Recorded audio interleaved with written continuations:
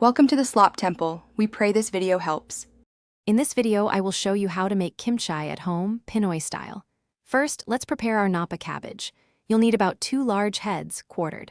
Brine them in a solution of 1 cup of salt and 8 cups of water for approximately 2 hours.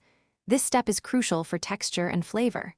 After brining, rinse the cabbage thoroughly, at least 3 times, to wash away any excess salt. Squeeze out extra water gently. Next, we'll create the heart of our kimchi, the paste. In a food processor, combine 1 large onion, 1 whole head of garlic, and about 2 inches of fresh ginger. Blend until smooth. Then, transfer this mixture to a large bowl and stir in 1/2 cup of fish sauce, 1/4 cup of sugar, and 1/2 cup of gochugaru, or Korean chili flakes. For a thicker paste, add 1/4 cup of glutinous rice flour paste. Now for the fun part, mixing.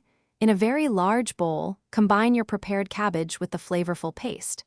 Add in 1 cup of shredded carrots and 4 stalks of chopped green onions. Make sure to wear gloves to protect your hands from the chili and ensure everything is hygienic. Thoroughly massage the paste into every leaf. Pack the kimchi tightly into an airtight container, leaving about 1 inch of headspace for fermentation. After packing, let your kimchi ferment at room temperature for 1 to 2 days, depending on how sour you like it.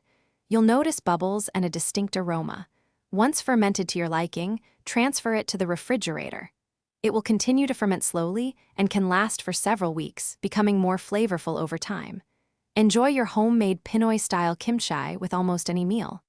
Also, remember to check the description below for a link to the Shark AI Ultra Robot Vacuum and other great deals. Thanks for watching. Consider subscribing if we helped you.